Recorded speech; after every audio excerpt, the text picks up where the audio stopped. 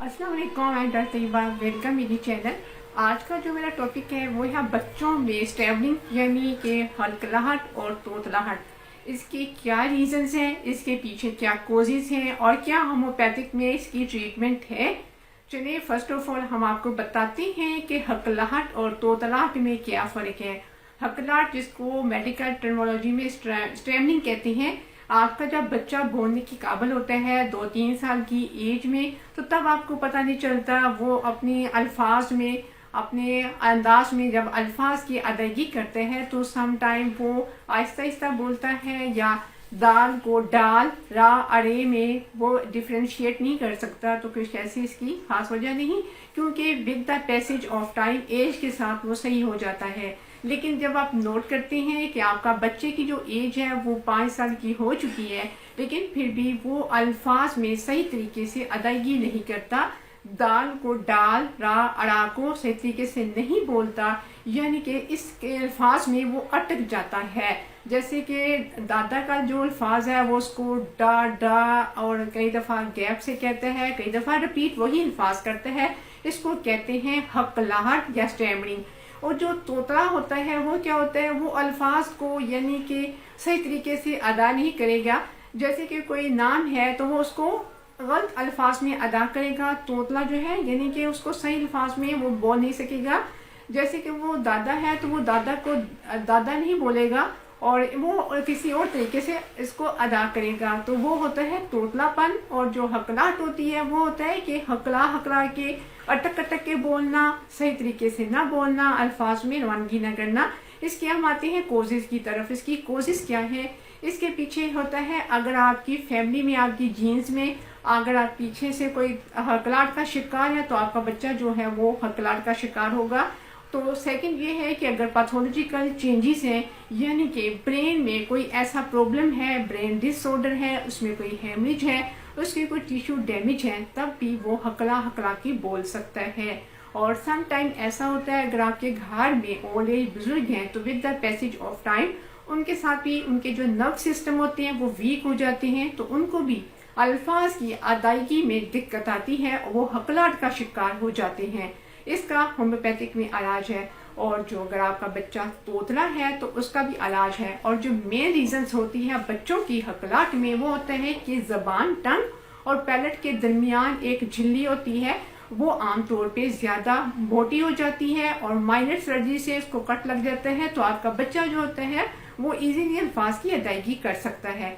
हकलाहट होती है यानी कि अटक अटक के बोलना, वक्फे से बोलना, लंबे गैप से बोलना। और तोतला होता है अल्फाज को सही तरीके से अदा न करना, जैसे कि दादा है उसको डाडा बोलना, इस किस्म के जो अल्फाज होते हैं वो बोलना। चाहे आपका बच्चा तोतलापन का शिकार है या हकलाहट का शिकार है, जो होम्योपैथी की 3 मेडिसिन मैं आपको वीडियो में बताऊंगी वो आप अपने जो बच्चा तोतला है उसको भी यूज़ करवा सकते हैं और उसको भी काफ़ी रिजल्ट अच्छा मिलेगा। और ये जो ऐसी ट्रीटमेंट है जो आपको थोड़ा सा लॉन्ग टर्म करनी पड़ेगी, यानी 6 से 7 माह आप इसको करेंगे, लेकिन आपको 2-3 मंथ में ही काफ़ी अच्छी इम्प्रूवमेंट आनी शुरू हो जाएगी। और साथ ही ऐसा यही आ रहा है कि आप उनकी न्यूट्रिशन का भी ध्यान रखिए, अपने बच्चों को टाइम दिया करें। और हमेशा कभी भी कोई बच्चा जो वीक है मेंटली तौर पे या फिजिकली, तो कभी भी उसको डिसपॉइंट ना करें, उस पर टाइम दें। तो इंशाल्लाह ताला वो विदिन अ मंथ आपकी तवज्जो से और होम्योपैथी की ट्रीटमेंट से, चाहे वो हकलाहट का शिकार है, चाहे वो तोतलाहट का शिकार है, स्टैमरिंग करता है, सही तरीके से बोल नहीं सकता, या वैसे भी उसको कोई और मेंटली वीकनेस है, तो वो सही हो जाएगा।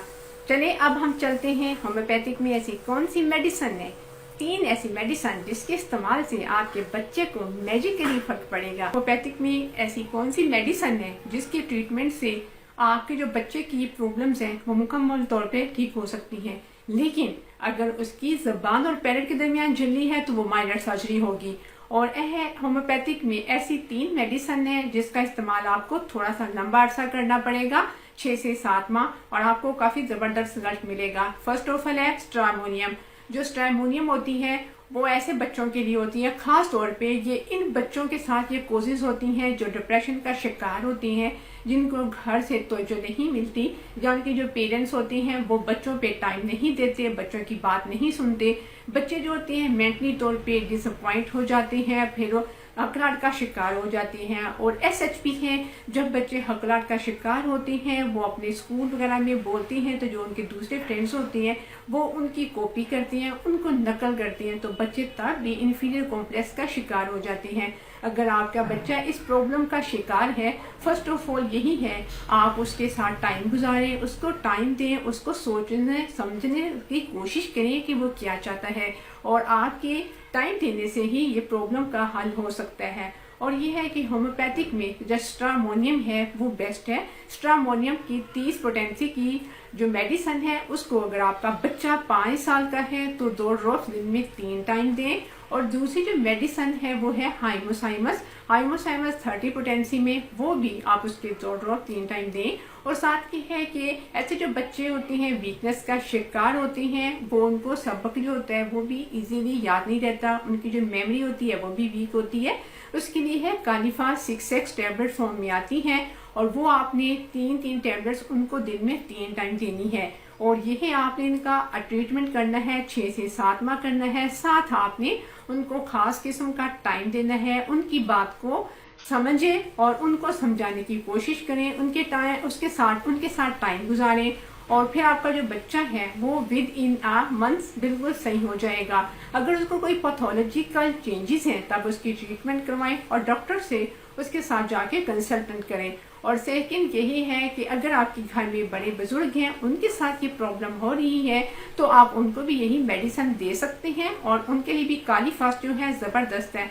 जो कालीफास है ये ब्रेन टॉनिक भी है। और साथ साथ ये है कि जो बादाम होते हैं उनको भगोएं। अगर आपका बच्चा छोटा है तो आप उस बादाम को भगो दें, 2 बादाम भगो के सुबह छीन के, लेकिन उसका पेस्ट बना के बच्चे को दें, साथ दूध का इस्तेमाल करवाएं। जो आलमंड होता है, बादाम होता है, इसमें विटामिन ई होता है, ये भी हमारे ब्रेन के लिए बेस्ट है। कि जो आलमंड है, अगर आपके बच्चों की एज ज़्यादा है या बुजुर्ग हैं तो आलमंड की जो क्वांटिटी है आप बढ़ा सकते हैं, 5 कर सकते हैं, 7 कर सकते हैं। लेकिन ऐसा यही है कि आपने आलमंड को हमेशा भगो के यूज़ करना है क्योंकि वो न्यूट्रलाइज हो जाता है। और साथ ही है कि आप उनकी डाइट का ध्यान रखें, हमेशा ऐसी डाइट दें जिसमें सप्लीमेंट हो, विटामिन बी हो, B12 हो, फोलिक एसिड हो, और साथ साथ ये है जिंक हो, सेलेनियम हो।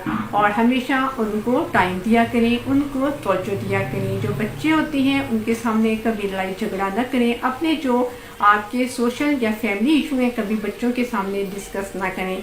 इससे बच्चे इन्फीरियर कॉम्प्लेक्स का शिकार हो जाते हैं और बिफोर टाइम बहुत सी कॉम्प्लिकेशन उनमें आ जाती हैं। अगर आपका बच्चा स्टेमरिंग या हकलाहट का शिकार है तो आपकी तवज्जो से वो मुकम्मल तौर पर और होम्योपैथिक मेडिसिन की ट्रीटमेंट से सही हो सकता है, लेकिन आपको टाइम देना पड़ेगा। अगर उसका ज़बान और पैलेट में कोई इशू है तब उसको डॉक्टर के पास जाके माइनर सर्जरी से भी उसका ट्रीटमेंट हो जाएगा। अगर आपके घर में बुजुर्ग हैं, एज के साथ साथ उनके साथ ये प्रॉब्लम हो रही है, तो आप उनको भी जो ब्रेन टॉनिक कालीफास है उनकी मेडिकेशन जो भी है उसके साथ उनका इस्तेमाल करवाएं। 6 टैबलेट्स दिन में 3 टाइम उनको दें, उनका भी ध्यान रखें।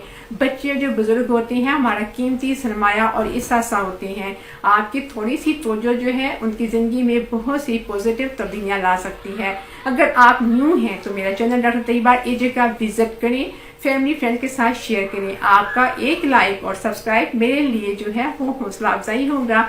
आपको भी कोई भी इशू है सेहत के बारे में, हेयर के बारे में, हेल्थ के बारे में, एक कमेंट लिखें, उस पर नेक्स्ट वीडियो बना दी जाएगी। अपना बहुत सा ध्यान रखिए और मुझे दुआ में याद रखिए। नेक्स्ट वीडियो मेरी जो है वो हार्ट के मुतालिक होगी, हार्ट की सिम्टम्स कोजेस के बारे में कि हम कैसे बिफोर टाइम हार्ट पे अटेंशन दे के ओपन सर्जरी से बच सकते हैं।